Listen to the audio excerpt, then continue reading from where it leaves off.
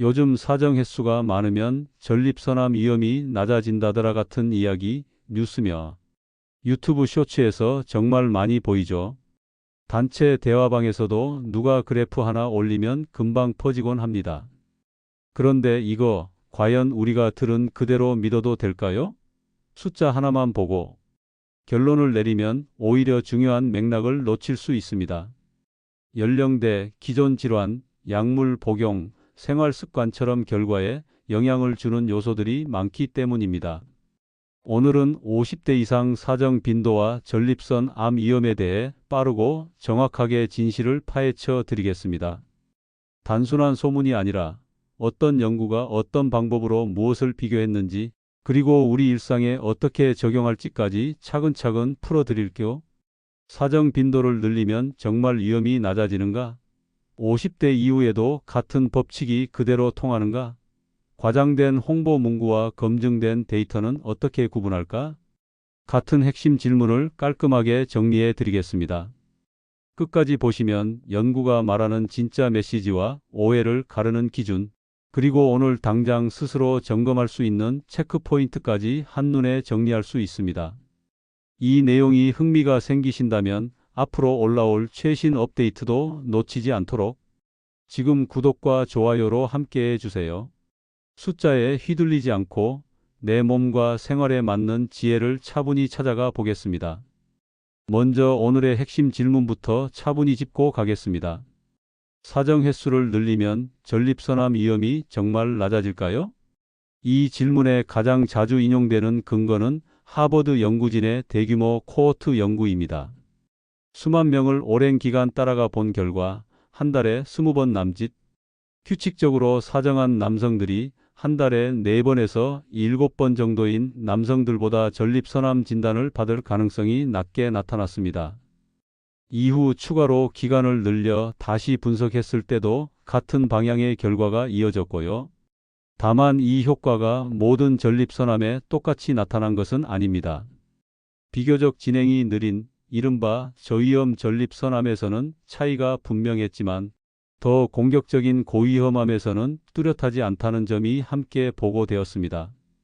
다시 말해 사정만 많이 하면 어떤 암이든 줄일 수 있다라고 일반화하기는 어렵습니다. 이 대목에서 중요한 배경을 하나 더 보태겠습니다.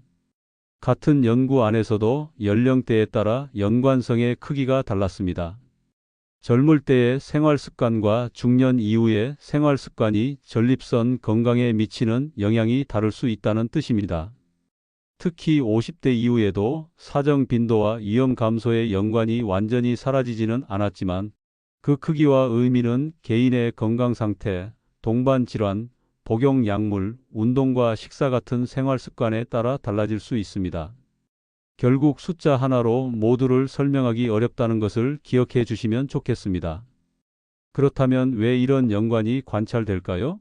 아직 정답은 없습니다만 몇 가지 설득력 있는 설명이 있습니다. 가장 널리 알려진 것은 정체 가설입니다. 싱크대에 물이 오래 고이면 냄새가 나고 찌꺼기가 쌓이듯 전립선 분비물이 오랫동안 정체되면 좋지 않은 환경이 만들어질 수 있다는 비유입니다.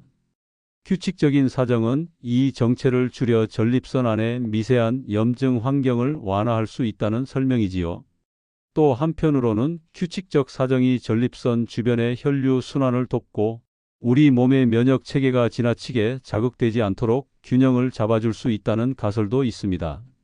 다만 이 모든 설명은 어디까지나 가능한 기전입니다.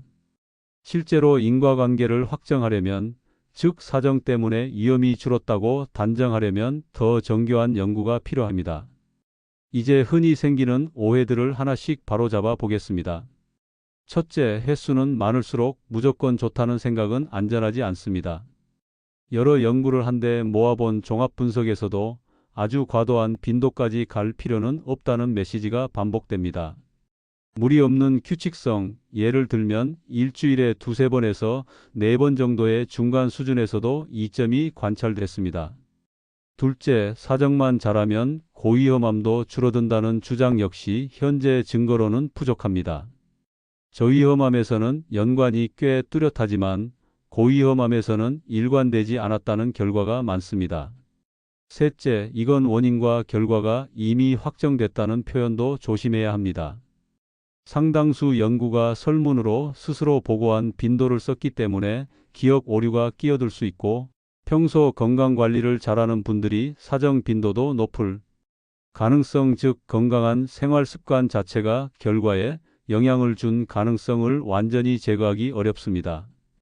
연구마다 PSA 검사 횟수나 병원 방문이 얼마나 달랐는지 조정하려고 노력했지만 관찰 연구의 한계는 남아 있습니다.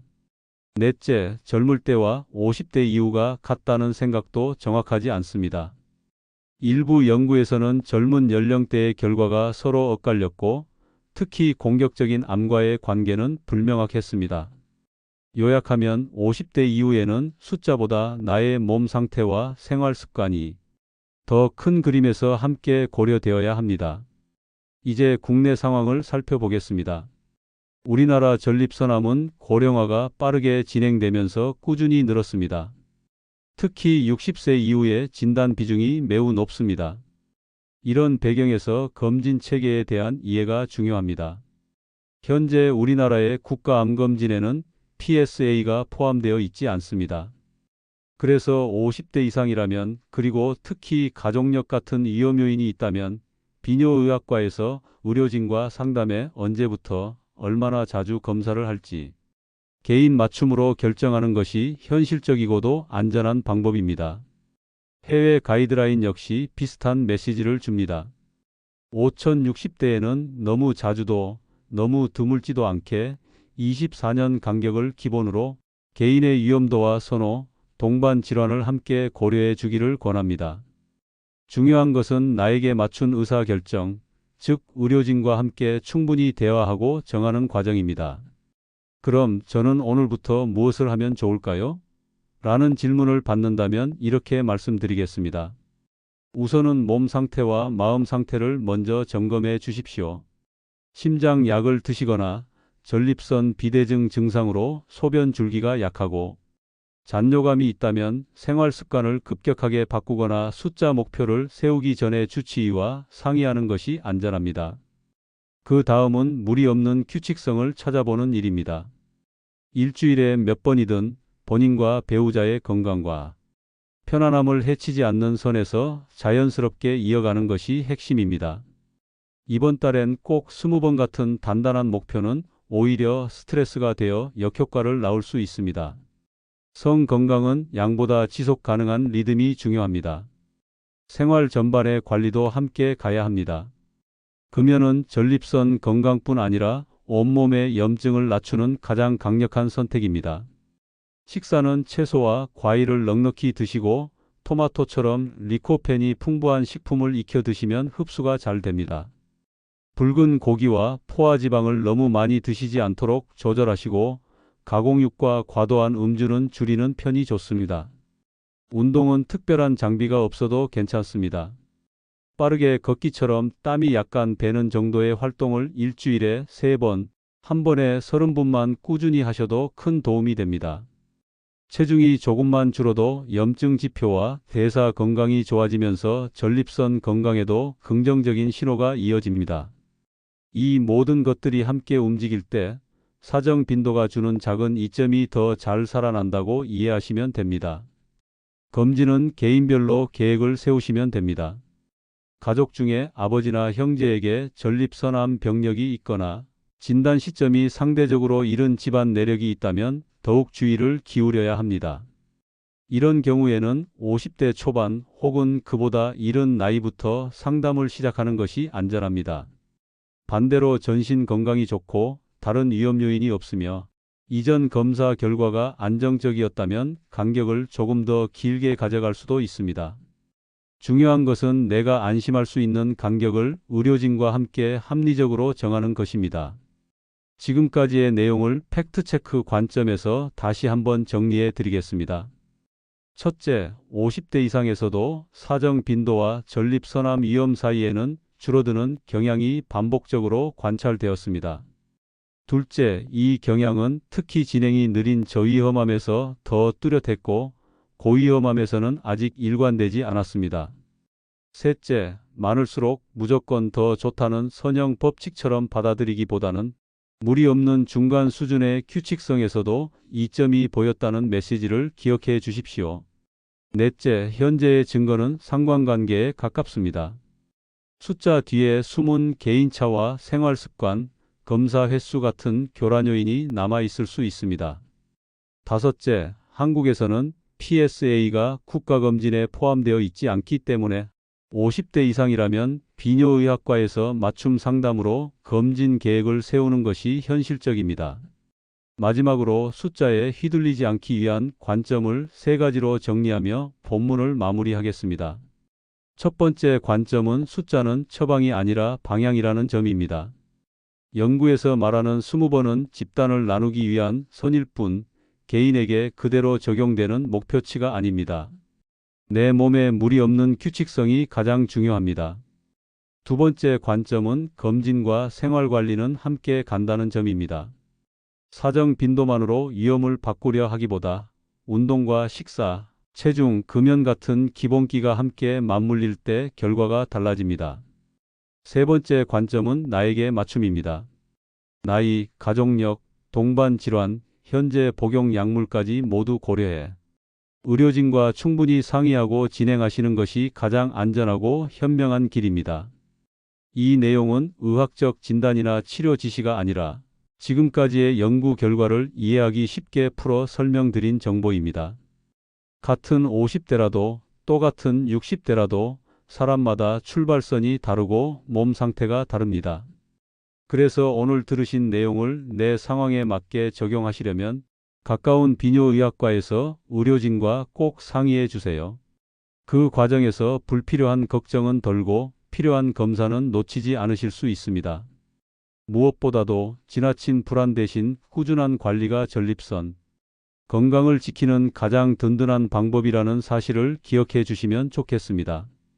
핵심 한 줄 요약입니다. 오늘 우리는 사정 빈도가 높을수록 전립선암 위험이 낮아질 수 있다는 관찰이 여러 연구에서 반복되지만 숫자를 처방처럼 받아들이기보다 무리 없는 규칙성과 맞춤 검진이 더 중요하다는 점을 확인했습니다. 즉, 숫자는 방향이고 처방은 개인에게 맞춘 상담입니다. 이제 배운 점을 세 문장으로 정리하겠습니다.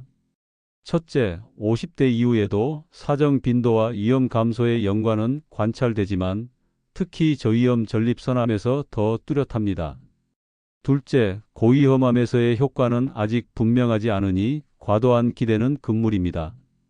셋째, 사정 빈도만으로 모든 걸 바꾸려 하기보다 운동, 식사, 체중, 관리, 금연 같은 기본 생활 습관이 함께 갈 때 결과가 달라집니다. 그럼 오늘부터 무엇을 하면 좋을지 현실적인 실천 7가지를 제안드립니다. 첫째, 검진 일정 잡기입니다. 50대 이상이시라면 가까운 비뇨의학과에 전화해 내 상황에 맞는 PSA와 직장수지검사, 상담 예약부터 잡아보세요. 일정이 잡히면 마음이 한결 가벼워집니다. 둘째, 내 몸 상태 점검입니다. 소변 줄기가 약하거나 잔뇨감이 있거나 심장, 약 등 복용 중인 약이 있다면 성생활 계획을 바꾸기 전에 주치의와 먼저 상의하세요. 안전이 먼저입니다. 셋째, 무리 없는 규칙성 만들기입니다. 이번 달엔 꼭 몇 회처럼 숫자에 쫓기지 마시고 주 24회 범위에 지속 가능한 리듬을 찾아보세요. 편안함이 최우선입니다. 넷째, 걷기 루틴입니다. 일주일에 3번, 한 번에 30분 빠르게 걷기만 꾸준히 해도 전신 염증을 낮추는 데 도움이 됩니다. 다섯째, 식사 한 접시 바꾸기입니다. 오늘 저녁에는 채소를 한 접시 더, 토마토처럼 리코펜이 많은 식품을 익혀서 곁들이세요. 작은 변화가 오래 갑니다. 여섯째, 수면 챙기기입니다. 잠이 부족하면 호르몬 균형과 면역 기능이 흐트러집니다. 규칙적인 취침 시간으로 수면 리듬을 먼저 세우세요. 일곱째, 기록하기입니다. 달력에 검진 예약, 걷기, 식사, 수면 한 줄씩만 적어도 내 생활이 보이고 자신감이 생깁니다. 혹시 이런 생각이 드실 수 있습니다. 지금까지 제대로 못했는데 이제 시작해도 늦지 않았을까? 늦지 않았습니다. 건강은 오늘의 한 걸음에서 반응합니다. 한 주만 꾸준히 걸어도 호흡이 편해지고 한 달만 기록해도 생활의 리듬이 잡힙니다. 전립선 건강도 마찬가지입니다. 거창한 결심보다 작지만 끊기지 않는 습관이 더 멀리 갑니다. 불안이 생길 때는 이렇게 생각해 보세요. 우리는 이미 무엇이 중요한지를 알고 있습니다. 무리하지 않고 규칙성을 지키는 성생활, 나에게 맞춘 검진, 기본기를 다지는 생활 습관. 이 세 가지만 잊지 않으면 숫자에 흔들리지 않고 내 몸에 맞는 길을 차분히 걸을 수 있습니다. 필요할 때는 의료진과 상의해서 속도를 조절하면 됩니다. 이제 여러분의 차례입니다. 오늘 영상이 끝나면 바로 하나를 선택해 보세요. 검진 예약을 잡거나 저녁 식사에서 채소를 한 접시 더 늘리거나 잠자기 전 알람을 10시 반으로 맞춰 보세요. 혹은 이번 주에 이틀만 먼저 걸어보셔도 좋습니다. 작은 시작이 큰 변화를 이끕니다. 저희 채널은 여러분의 선택을 진심으로 응원합니다. 마지막으로 안내 말씀을 드립니다. 오늘 내용은 의학적 정보를 이해하기 쉽게 풀어드린 것이며 개인의 질환 상태나 복용 약물에 따라 적용법은 달라질 수 있습니다. 의료진과의 상담은 언제나 가장 안전한 선택입니다. 궁금한 점은 댓글로 남겨주시면 다음 영상에서 근거 자료와 함께 차근차근 풀어드리겠습니다. 여기까지 함께해 주셔서 정말 감사합니다. 핵심 한 줄 요약 다시 한번 드리겠습니다. 숫자는 방향이고 처방은 개인 맞춤이다. 무리 없는 규칙성과 맞춤 검진이 전립선 건강을 지킨다. 오늘 배운 것 중 단 하나만 당장 실천해 보세요. 분명 몸과 마음이 달라지는 경험을 하실 겁니다. 끝으로 구독과 좋아요, 그리고 알림 설정까지 부탁드립니다. 그러면 최신 연구 업데이트, 검진 가이드, 생활관리 체크리스트를 가장 먼저 받아보실 수 있습니다. 여러분의 구독과 좋아요는 더 정확하고 따뜻한 정보를 계속 전해드릴 수 있는 큰 힘이 됩니다. 다음 영상에서는 검진 얼마나 자주 받는 게 좋을까? 를 주제로 실제 진료 현장에서 자주 받는 질문들을 근거 기반으로 정리해 드리겠습니다. 항상 건강하시고 마음도 가볍게 지키시길 바랍니다. 다음 영상에서 또 뵙겠습니다.